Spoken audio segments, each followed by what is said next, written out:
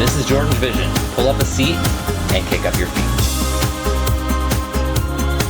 Welcome guys. How are we doing? It's time for another Beyond Belief Fact or Fiction reaction. We are on Season 4, Episode 9 now. So we've gone through 8 episodes this season so far. The first 4 episodes, the first 20 stories of the season, I've gotten 14 right. The next 20 stories of the season, I've gotten 6 right. So I'm sitting at a very even 20 out of 40 right now. Each of the past 2 13-episode seasons, I've gotten 36 right out of 65 in both of those 2 seasons. To match the 36 this season, there's 5 episodes left, which means there's 25 stories left. I would have to get 16 of those stories correct. So today's episode might be a make or break as to whether I can do that. So yeah, let's pray for some good luck and see what I can do. Again, if you're not familiar with the show, we see 5 stories. We have to guess whether each story is either true or made up by the show's writers, and we see how many we get right. It's a lot of fun to follow, and I hope you guys are along for the ride. So without further ado, let's get into Beyond Belief, Season 4, Episode 9. Here we go. Before I get started, please remember to like, comment, subscribe, all that fun stuff, and don't forget reacting to art is sharing art. Channels like these benefit everyone from the viewers all the way up to the original creators themselves. Also a reminder, spoilers are likely, so if you haven't seen this episode yet and would like to, please feel free to click off and take care of that first. I'll be here when you get back, but those of you who are sticking with me, pull up a seat, kick up your feet. This is Beyond Belief Fact or Fiction, Season 4, Episode 9. Here we go. We've all heard the phrase, 2 heads are better than 1. Looks like Queen Elizabeth. Ever take the place of 2? Take this picture. Yeah? The only head in sight belongs to former First Lady Bird Johnson. Oh, it's Lady Bird Johnson. But whose body does her head belong to? The lady on the left or the one on the right? At least tonight. It looks like the one on the right, but I can see both. The left head is just probably behind. Do you have a favorite hiding place for money or valuables? Yeah, got myself a lockbox. Ordinary house, more ingenious methods, like this hollowed-out book. Well, don't want to ruin a perfectly good book for that. Dirk Sidwell has recently married Cassie Youngston. He's heard that her late husband kept his fortune hidden in a box like this. Oh. Oh, don't get Dirk wrong. He's a completely devoted husband. Oh, I bet he is. Devoted to finding the cash. Cassie I guess he's a reverse gold digger. Milo. Cassie was afraid she'd never meet anyone who could replace Milo. And then Dirk Sidwell came into her life. Cassie had met Dirk. He's going to replace Milo as far as handling his money. Dirk. I love you, baby. I love you more. That's just not possible. Oh, I bet. Jake Rudolph. The story was that Milo didn't trust banks, and he kept close to $1 million in an iron strongbox hidden somewhere. I don't get people who don't trust banks. Just keep your money safe, man. I want you to know, my late husband would have blessed this marriage. We never had any children, and he was so afraid of leaving me all alone. You'll never be alone again, baby cheeks. It looks so sweet, but knowing what's about to happen. I hate to bring this up now, Cass. In the middle of our honeymoon and all. That's a honeymoon? But I'm a little low on cash, and I was wondering if you had any money around the house. Oh, sure, honey. Yeah, here's a couple of bucks. 20 enough? Sure. That'll be fine. Got any more? I already talked to my foreman, Jake, about teaching you the dairy business. You can start tomorrow. So she married a hired hand as well. But can it wait a couple weeks? We are in the middle of a honeymoon, baby cheeks. Leave it to me to marry a hopeless romantic. I guess that can be arranged. Every time Cassie would go into town, Dirk would take the opportunity to search for the strongbox. Oh. Check behind the fridge. Ah! Oh, don't hurt yourself. Dirk had been looking for over a week, and he was getting frustrated. Maybe it's just a rumor. Yep. He's been spotted. Jake! I lost my contact? I was checking for dry rot. Everything's fine. On the floor? If you build it, they will come. Oh. I'm here to help you. Who are you? What do you want?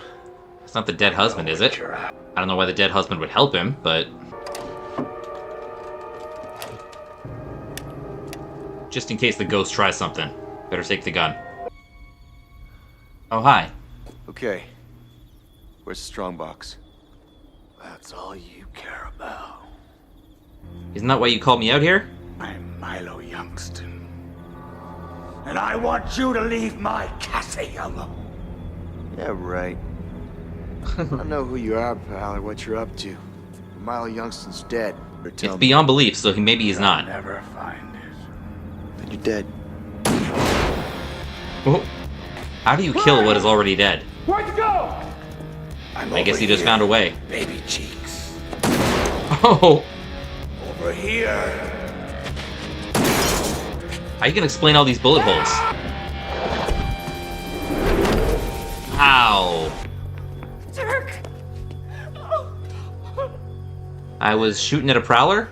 Cassie Youngston learned that all Dirk Sidwell really wanted was her money. But Dirk was chasing an empty dream. Unlike her first husband, Milo, Cassie did believe in banks. Ah, so it wasn't a After bank. Milo died, she removed the $1 million from the strongbox and put it directly into her mutual fund account. Smart lady. Who was it that led Dirk to his untimely demise? Was it really the ghost of Cassie's late first husband? If not, then who led Dirk into the barn that night? If All right, let's talk about it. So we got a husband who marries the widow for the first husband's money, hoping to find it somewhere on the property, and sees this ghostly figure saying, I know where the money is, come find it. And it was basically a trap saying, I want you to leave my wife alone, leave the money alone, all that. And he starts shooting at the guy, who is apparently a ghost because, it's beyond belief, right? Apparently his bullet dislodges something that comes and knocks him in the head and kills him. He's the only person who sees the ghost of the first husband, so again, it's within his own mind. So what is a little strange, that is like, if he died, then how do people know what he saw? So that's what's killing it for me. Otherwise I'd be totally on the true train here, because there's like nothing I can't believe. The one thing that I can't believe is how would they know what he saw? I've said fiction on these kind of stories before and been burned. It's just one of those where I'm feeling mostly true, but there's this one detail that kind of makes me doubt that. I'm just going to go with the common sense here. There's no way anyone could have actually known what he saw, known that it was the husband or whatever. And I'm going to say this first story is fiction. And again, I'm not going to be surprised if I'm wrong here, but that's what I'm going with. So story number 2. Study it for a few moments. Okay. Now, how reliable an eyewitness would you make? Okay. Let's What see. color were the man's eyes? Oh, What about his brown? How long was his hair? I think his hair was Did brown. he have any identifying scars, mustache, beard, glasses? Didn't have a beard. What kind of clothes was he wearing? There was a red thing and a blue thing. Police rely on descriptions to track down criminals, but very often the eyewitness accounts are inaccurate. Yeah, that is harder than Three you high think, school actually. students are about- There's a Okay. kid whenever your age. Oh my god, I look so fat. I should never stand next to Melissa. She looks like a model. The old days when you had fully Find us by developed following photos. yours. Didn't need Instagram. I can't believe you made me miss the last 20 minutes. I told you I don't like scary movies. Then why'd you go to a scary movie? Something's going on. What's going on? Come on, let's go. There's been a shooting. Was it a drive-by? Sometimes I see gangs around here. Oh, that's no good. Did you girls see any tonight? No, we were in the movie. Did they? Yeah. I'm gonna need to take your names anyway. I might have some questions for you later. Oh, who is that? Oh, that's their... Melissa. Is that their friend from the pictures? I can't believe they haven't found anybody who saw it happen. Yeah, I mean, seems like the only witness was poor Melissa. sometimes that's the way it is. Maybe there is something we can do. Well, you got an idea? Oh, seance? Oh, gonna ask her who did it. We wish to summon the spirit of our friend Melissa. And let me guess, she's And gonna ask tell the them and spirit it's gonna world work. to allow our beloved Melissa. We ask that you commune with us and move among us. Our beloved Melissa. We ask that you commune with us and move among us. Beetlejuice, Beetlejuice, Beetlejuice. If you are there, Melissa, please rap once. Oh, does that count as a rap? That's a little more than a rap. I'm here, okay. Okay, that is so not funny. What? Yeah, they didn't do that. She's really here. We shouldn't have done this. I want to go home. No, wait! If Oh, we yeah, they're summon freaked Melissa's out. Spirit, we're not gonna abandon her now. Long as she's here, get the answer, come on. If you're here, and if there's any way, please tell us who fired the shot that killed you. Okay. Oh. Don't tell me she's on the phone. Maybe that is her. Someone on a cell phone. No, listen. Someone from the afterlife, maybe. See all. See all? What's that supposed to mean? Jesse Hall. You guys, it's Melissa. She's telling us the name of her killer. They'd recognize her voice. Oh, Jesse Hall, that's the guy that got kicked out of school for having a gun in his locker. yeah. Oh, I wonder. We've got to call the police. They're gonna think Tell we're 'em. nuts if we say Melissa's ghost called us. I just won't give them my name. I mean, they probably I'll say would, they're witness. but- I mean, you could tell the police that, you know, there's a kid who had a gun in his locker. That would at least give them a lead. I stopped by to let you know we found your friend Melissa's killer. An anonymous tip led to the arrest of Jesse Hall. I made a call for a friend. Yeah. Well, then you did the right thing. And your friend is very special. More special than you know. Could Melissa really have been the key witness in her own murder? Did the seance really work? Or was one of the girls harboring a terrible secret? Girls imagine guess they that's were possible, hearing their too. dead girlfriend. Okay, let's talk about that. You know, a lot of people put their stock in, like, Ouija boards and, you know, seances and stuff like that. Some believe in it, some don't. They heard Melissa's voice, and she named Jesse Hall as the shooter. And they recognize Jesse Hall as, you know, the kid who got kicked out for having a gun in his locker. So they obviously knew that beforehand. So I wonder if maybe they kind of suspected Jesse Hall before, when they did the seance or whatever. They kind of believed they heard his name being spoken by Melissa. So they thought it was a pretty good lead. They went with it, and turned out to be true. So nothing really else to say. I think this one is true. So let's mark that down. All right. See what story number 3's got for us. There's a popular philosophy that says, if a good deed has been done for you, the best way to express thanks is by doing a good deed for someone else. Paying it forward. Brings us to this. Cal Russert is about to enter the town of Good Samaritan. An Yeah. opportunity is about to knock. All right. See what this town is about. We got a date, 1986. I hope he's okay. I'm sure he's fine. He just Who ate we something talking he about? shouldn't have. Cal Russert and his wife, Rosie, were visiting friends near the town of Good Samaritan when they got a call from their babysitter. Oh, no. Their only child, Cal Jr., had suddenly taken ill with stomach problems. It's the last time I leave him with that babysitter. It's not always the babysitter's fault. I feel better. Probably when we eats get crap home. when you guys are home, too. What's Uh-oh. that? Oh, Cal, it looks bad. Real bad. Yeah, what's Cal going had some on? basic training in first aid and life-saving techniques, but he wasn't sure he'd be able to handle this situation. Yeah, that's a fire, isn't it? Wow. Hey! Is there anybody in there? Hear me! I gotta get him out of there. Yeah, break the window. Cal, are you all right? Stay in the truck, Rose! Yeah, you could probably inhale a lot of stuff in here. That is a tough window. Alright, can you get him?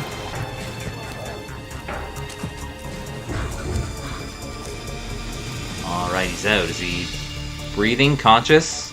There's no heartbeat and he's not breathing. Stay with us, man. Come on! See the eyelids flicker a bit. Come on! Breathe! Come on! Oh, he's back, he's back. Oh God, Cal, you did it! You did it! You did it! Alright. You're gonna be alright. Okay, catch your breath. Cal Russert saved the life of Sam Singley that day on a lone stretch of road on the outskirts of the town of Good Samaritan. 5 years later, Oh, 5 years the later. opportunity to pay the good deed forward occurred. Okay, so this is Sam now. I hope he's all right. Don't worry, we'll be home soon. Same situation, like sick kid at home. The man who was given the gift of life through a stranger's good deed was rushing home with his wife to tend to their sick child. Yeah, pretty much the exact same story. Sam, what is that? Looks like the same truck, too. A little more fire, though. Hey! Yeah, Hey, you okay? yeah, it's tipped over the exact same way. Sam, are you all right? Just stay in the truck, there's diesel fuel leaking. Pretty much down to everything. The stay in the truck, too, is the same. There's gonna be the same tough window, too. Same wrench, same everything. Wow. Wait, is it the first guy? It can't be. Yeah. It can't be, yeah. He recognizes him, too. Does that work? Come on, you can get this. Come on, breathe! Yep, there he goes. You saved his life, Sam. That's not the half of it. Yep. This is Cal Russert. Same Yeah. man that saved my life 5 years ago. Yeah, that is crazy. Could a man whose life was saved by a good Samaritan end up saving that same man's life years later? Was this simply an amazing coincidence? Or did fate actually bring Sam to the right place at exactly the right time? Okay, let's talk about it. So basically the pretty much exact same life-saving story, all the way down to like the smallest details, like the sick child at home, the stay in the truck, the wrench that was used to break the window, like all the smallest details like seem to be the same. Like it's crazy. Person A saving person B, and then 5 years later, person B saving person A. So can it be possible that all of that specifically happened within 5 years of each other? Maybe not all of it specifically. I don't know. I'm sure if it was a real story, there may have been some differences. But could the same basic story be true? Like person A saving person B and B saving A, yada, yada, yada. You know how I was in the first story where I was mostly thinking true, that little thing inside me said go fiction? I'm kind of the opposite here. I'm mostly thinking fiction because, the same thing, exact same things happening 5 years apart with roles reversed. It's strange, it's a lot of coincidence, but it's not impossible. Something is telling me to believe this. And I think that's what I'm going to do. I'm going to mark this as true. I don't really have a justification, but, there's a lot of stories this season that I haven't had a lot of justification for, and it's paid off, so I'm hoping that one pays off too. All right, story number 4. Since the earliest days of civilization, there have been people who claim to interpret dreams. Yep. Joseph. Dream of money, but sometimes dreams go beyond mere symbols. Sometimes Yeah, they can sometimes. take hold of your entire life. Witness the strange case of Ivana Turner. So what's going on here? Ivana was born in the Soviet Union, but Okay. defected to this country with her grandmother when she was only 6, right after the death of her parents. Maybe she's got some memories from there. I thought you said you were gonna quit when you turned 30. I still have 1 day left. That's Oh, my birthday coming up. Made reservations at Giuseppe's. No, I can't. Oh, Why I not? don't think it's once. Do you have a bad dream about Giuseppe's? Come on, you deserve a night of fun. Julie and Doug said they'd join us. I said no. She's very anti-Giuseppe's right now. I'm gonna die on my birthday, Brian. Okay. I see it in my nightmares. Over and over. Does she have those nightmares every year, though? 30th birthday. Okay, so it's her 30th birthday in every dream. I see my own death. She's so good with children. Ivana was born to be a mother. I'd like to start a family right now, but Ivana's been reluctant. I guess if you think you're gonna die, you don't want because to of the put yourself into that. Oh, wow, I'm glad she finally told you. She doesn't want to get pregnant because she thinks she's going She to told die. her before her husband? Brian. Confused as to why a dream would upset her so much. But Ivana doesn't believe that it's just a dream. She thinks it's I mean, a yeah, she premonition, probably doesn't. just like the one she had about her parents' death. Oh, so it's happened before? When Ivana... Sorry, I can arrange better weather for your birthday. I mean, she looks healthy enough. In the dream, I never saw it as a stormy night. Got one thing Sorry, wrong. I never told you sooner. I thought you'd worry or think I was crazy. A little from column A, a little from column B. Why are you... Oh, now what? Storm. But that noise, that popping Oh, sound? that was the pop. The flame. The flame was in the nightmare, too. Good going, buddy. Oh. And the car alarm? 2 minutes to midnight. And your birthday's over.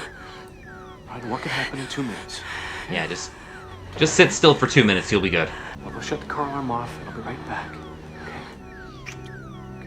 I hope she's still alive when you get back. Oh, no. Is he locked out? No.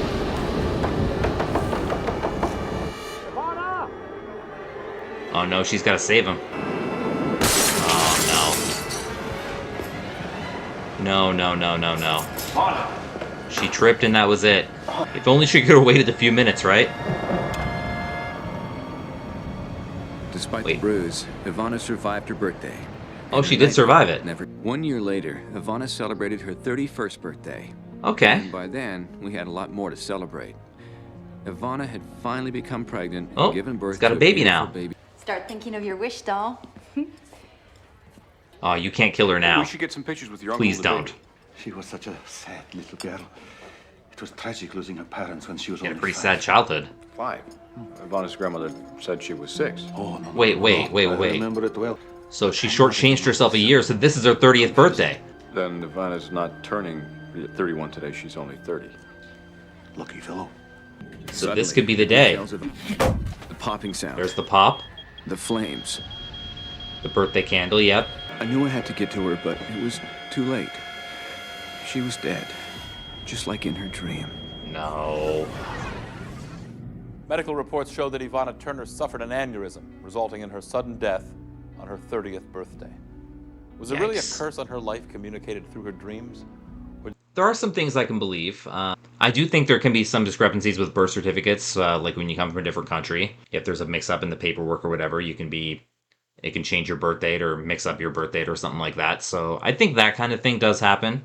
But everything else, like predicting your dream, like almost exactly, like down to all the sounds you hear and everything you see, like the pop and the fire and the car alarm and all that. And hearing that on the birthday before, when you think it's going to happen and then it doesn't, the 31st birthday, which is actually the 30th birthday, you see it all again. If that actually happened, that's crazy. And if someone wrote that, like, they deserve a writing award. That's actually a really good, complex story. Like, if it is something that the writers of the show wrote, it might be one of the best things they've written. Because, again, if it's fiction, it's a real well-thought-out story. I think it's a little too much to believe. And, yeah, that's what I'm going to go with. I'm going to say this one's fiction. If it is true, rest in peace to Ivana, because that is a tough way to live, and that is a tough way to go. But I'm hoping that one's fiction. But yeah, we got one more story left. Then we see how we did in episode 9, so let's get to it. We all know a life of the party. Somebody who lights up a room simply by walking in and putting a lampshade on their head. One of those at every party. Oh. Don't try this at home. Oh, what are you going to do? I've been practicing for years. Oh, not quite. Pretty good, though. Claire Netvig is a true life of the party. Her specialty lies in tricks of mental telepathy. With the help of her husband, George, she dazzles all their friends. Okay, this ought to be good. They went to great lengths to convince people that Claire was born with a special gift. To convince people, so is it fake? The only things moving here are the hands on my watch. Shh, come on, Lou. You're gonna break her concentration. Alright, just see what she's got. Spoon's moving. It's moving. There a bit of a draft in here? That's starting to move too? Oh my gosh. Claire, that's enough! Whoa! Hope that coffee wasn't too hot. Did you see the look on Lou's face? Yeah, they're laughing like they tricked them. Focus, Claire. Focus. You know what? I thought that was a nice touch. How do they do that though? They have like magnets hooked up? No, they really want to believe that you were telekinetic. Oh, Yeah. honey. Without your magnets, I'm nothing. Yep, magnets, that's what I thought. Now what if someone did look under the table? Then the whole thing would be blown, but... I thought we left the light on inside.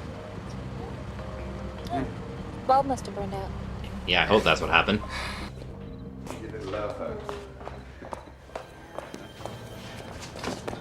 Oh, now, oh shit.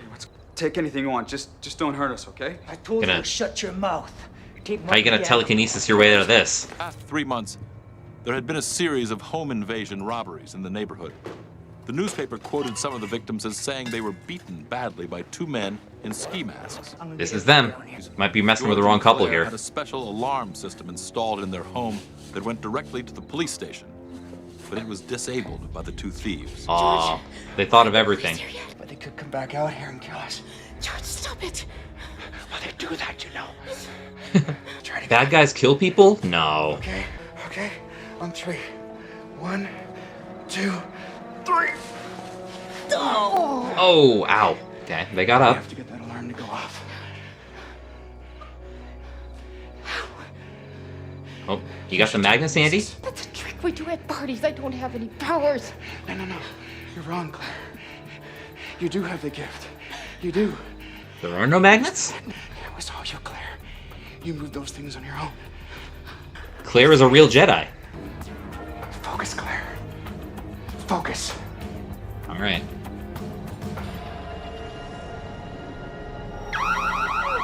Oh, well there it goes. I don't know how that happened, but it happened. What's with all the alarms? Oh, that's a bad time to have a medical episode. You know, if you're robbing someone's house. Maybe you can pass yourself off as a victim. Ryan was arrested for armed robbery. his partner, Milt Stevens, was taken to a local hospital. It was discovered that some unknown electromagnetic force had short-circuited his pacemaker. Oh, he had a Claire pacemaker. Did Claire really use telekinetic powers to save herself and her husband George that night? Or was the timing coincidentally linked to a local power surge? George said he didn't use the magnets for their trick at the party. Think about this. You know, a local couple, you know, performs telekinesis tricks, and they are tricks. The husband kind of rigs it with magnets and stuff and makes it look real. And then the couple gets robbed, and the robbers disabled the alarm, and, you know, they're all tied up, and she has to use telekinesis to try and get the alarm back and working again. And then the alarm not only summons the police, but it short-circuits one of the robbers' pacemakers. What do I think? Is this possible? I guess it's possible. I don't know if maybe the robbers didn't actually disable the alarm. Maybe the alarm is just short-circuiting, or they just cut the power in one room or whatever, and somehow they got the power working again. If the pacemaker was short-circuited, then obviously the alarm went off, or something went off. Even if it was just like a microwave or something like that. But I don't know if that necessarily means that she did it with telekinesis, and, you know, I don't know if I would believe that she did it with telekinesis, but somehow that disabled alarm became enabled again. Other than the few details that are a little bit murky, I can kind of believe this story. I don't know, this one I should take a chance on? Yeah, let's do it. Let's do it. Let's mark this last one as true. Okay, so I've got stories 2, 3, and 5 marked as true. I've got stories 1 and 4 marked as fiction. All right, moment of truth. Now let's look back at tonight's stories and find out which ones are inspired by actual events and which ones are totally false.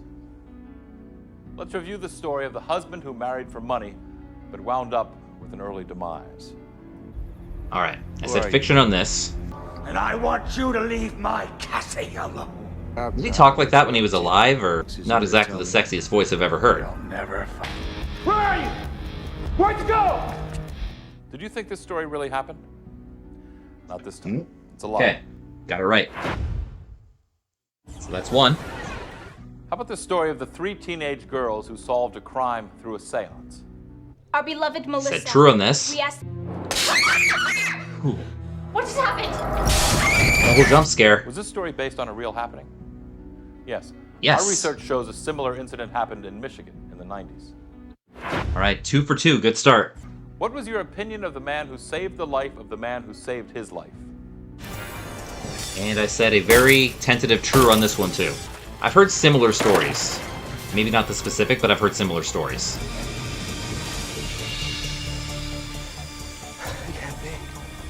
This strange story has to be fake, right? Wrong. Right? Wrong. All right. A similar story happened to 2 men in the state of Texas about 70 years ago. All right, that's the first 3 right there. Got a chance for a pretty good one. What about the woman whose terrible prophecy of death was fulfilled on her 30th birthday? Fact or fiction? Okay. I said fiction on this one. 2 minutes to midnight, and your birthday's over. What could happen in 2 minutes? Did you think we made this up? You're right. We did. Fake. All right. 4 for 4. The woman who found out that she actually had the gift of telekinesis at just the right time. How did you judge that one? You can do All right, I said true. If this is true, then I've got my third 5.